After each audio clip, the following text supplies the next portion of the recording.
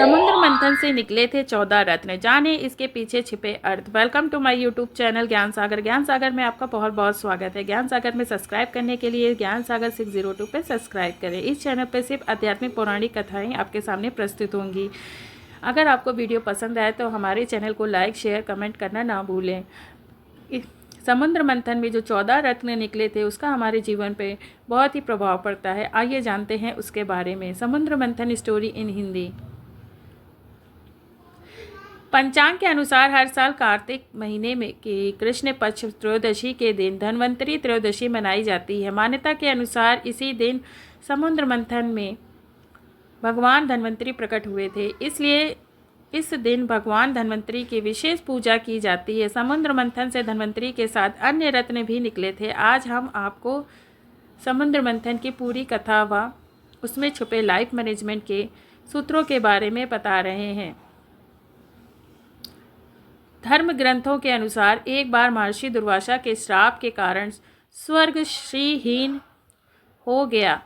तब सभी देवता विष्णु के पास गए। भगवान विष्णु ने उन्हें असुरों के साथ मिलकर समुद्र मंथन करने का उपाय बताया और ये भी बताया कि समुद्र मंथन को अमृत निकलेगा, जिसे ग्रहण कर तुम अमर हो जाओगे। यह बात जब देवताओं ने असुरों के राजा बलि को बताई तो वे भी समुद्र मंथन के लिए तैयार हो गए। वासुकी नाग की नेति बनाई गई और मंत्रांचल पर्वत की सहायता से समुद्र को मथा गया। समुद्र मंथन से उच्च श्रवा घोड़ा ऐरावत हाथी लक्ष्मी भगवान धन्वंतरी सहित 14 रत्न निकले। क्या सीखें इनसे। समुद्र मंथन को अगर लाइफ मैनेजमेंट के नज़रिए से देखा जाए तो हम पाएंगे कि सीधे सीधे किसी को अमृत नहीं मिलता। इसके लिए पहले मन के विकारों को दूर करना पड़ता है और अपनी इंद्रियों पर नियंत्रण करना पड़ता है। समुद्र मंथन में 14 नंबर पर अमृत निकला था। इस 14 अंक का अर्थ है ये है 5 काम इंद्रियाँ, 5 जन इंद्रियाँ और अन्य 4 है मन बुद्धि चित्त और अहंकार। इन सभी पर नियंत्रण करने के बाद में परमात्मा को प्राप्त किया जा सकता है। नंबर 1 कालकूट विष। समुद्र मंथन में से सबसे पहले कालकूट विष निकला, जिसे भगवान शिव ने ग्रहण कर लिया। इससे तात्पर्य है कि अमृत हर इंसान के मन में स्थित है। अगर हमें अमृत की इच्छा है तो सबसे पहले हमें अपने मन को मथना पड़ेगा। जब हम अपने मन को मथेंगे तो सबसे पहले बुरे विचार ही बाहर निकलेंगे। यही बुरे विचार विष हैं। हमें इन बुरे विचारों को परमात्मा को समर्पित कर देना चाहिए और इससे मुक्त हो जाना चाहिए। नंबर 2 कामधेनु। समुद्र मंथन में दूसरे क्रम में निकली कामधेनु वह अग्निहोत्र की सामग्री उत्पन्न करने वाली थी, इसलिए ब्रह्मवादी ऋषियों ने इसे ग्रहण कर लिया। कामधेनु प्रतीक मन की निर्मलता की, क्योंकि विष निकल जाने के बाद मन निर्मल हो जाता है। ऐसी स्थिति में ईश्वर पर पहुंचना और भी आसान हो जाता है। नंबर 3 उच्च श्रवा घोड़ा। समुद्र मंथन के दौरान तीसरे नंबर पर उच्च श्रवा घोड़ा निकला। इसका रंग सफ़ेद था। इसे असुरों के राजा बलि ने अपने पास रख लिया। लाइफ मैनेजमेंट की दृष्टि से देखें तो उच्च श्रवा घोड़ा मन की गति का प्रतीक है। मन की गति ही सबसे अधिक मानी गई है। यदि आपको अमृत चाहिए तो अपने मन की गति पर विराम लगाना होगा, तभी परमात्मा से मिलन संभव है। नंबर 4 ऐरावत हाथी। समुद्र मंथन में चौथे नंबर पर ऐरावत हाथी निकला। उसके 4 बड़े बड़े दांत थे।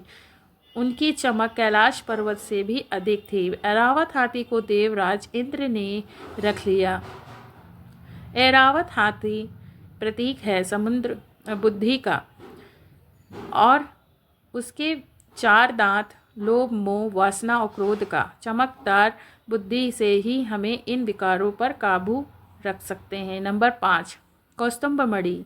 समुद्र मंथन में 5वें क्रम में निकली कौस्तुभ मणि, जिसे भगवान विष्णु ने अपने हृदय पर धारण कर लिया।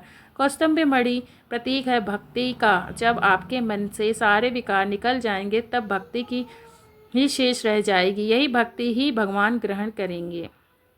नंबर 6 कल्प वृक्ष। समुद्र मंथन में छठे क्रम में निकला इच्छाएं पूरी करने वाला कल्पवृक्ष, इसे देवताओं ने स्वर्ग में स्थापित कर दिया। कल्पवृक्ष प्रतीक है आपकी इच्छाओं का। कल्पवृक्ष से जुड़ा लाइफ मैनेजमेंट सूत्र है कि अगर आप अमृत प्राप्ति के लिए प्रयास कर रहे हैं तो अपनी सभी इच्छाओं का त्याग कर दें। मन में इच्छाएं होंगी तो परमात्मा की प्राप्ति संभव नहीं है। 7वां, रंभा अप्सरा। समुद्र मंथन में 7वें क्रम में रंभा नामक अप्सरा निकली। वह समुद्र वस्त्र व आभूषण पहने हुए थी। उसकी चाल मन को लुभाने वाली थी। ये भी देवताओं के पास चली गई। अप्सरा प्रतीक है मन में छिपी वासना का। जब आप किसी विशेष उद्देश्य में लगे होते हैं तब वासना आपका मन विचलित करने का प्रयास करती है। उस स्थिति में मन पर नियंत्रण होना बहुत जरूरी है। 8वां, देवी लक्ष्मी। समुद्र मंथन में 8वें स्थान पर निकली देवी लक्ष्मी। असुर, देवता, ऋषि आदि सभी चाहते थे कि लक्ष्मी उन्हें मिल जाए, लेकिन लक्ष्मी ने भगवान विष्णु का वरण कर लिया। लाइफ मैनेजमेंट के नज़रिए से लक्ष्मी प्रतीक है धन, वैभव, ऐश्वर्य व अन्य सांसारिक सुखों का। जब हम अमृत प्राप्त करना चाहते हैं तो सांसारिक सुख भी हमें अपनी ओर खींचते हैं, लेकिन हमें उस पर ध्यान न देकर केवल ईश्वर भक्ति में ही ध्यान लगाना चाहिए। नंबर 9, वरुणी देवी। समुद्र मंथन से 9वें क्रम में निकली वरुणी देवी। भगवान की अनुमति से इसे दैत्यों ने ले लिया। वरुणी का अर्थ है मदिरा यानी नशा। यह भी एक बुराई है। नशा कैसा भी हो, शरीर और समाज के लिए बुरा ही होता है। परमात्मा को पाना है तो सबसे पहले नशा छोड़ना होगा, तभी परमात्मा से साक्षात्कार संभव है। नंबर 10वां, चंद्रमा। समुद्र मंथन में 10वें क्रम में निकले चंद्रमा। चंद्रमा को भगवान शिव ने अपने मस्तक पर धारण कर लिया। चंद्रमा प्रतीक है शीतलता का। जब आपका मन बुरे विचार, लालच, वासना, नशा आदि से मुक्त हो जाएगा, उस समय वह चंद्रमा की तरह शीतल हो जाएगा। परमात्मा को पाने के लिए ऐसा ही मन चाहिए। ऐसे मन वाले भक्त को ही अमृत प्राप्त होता है।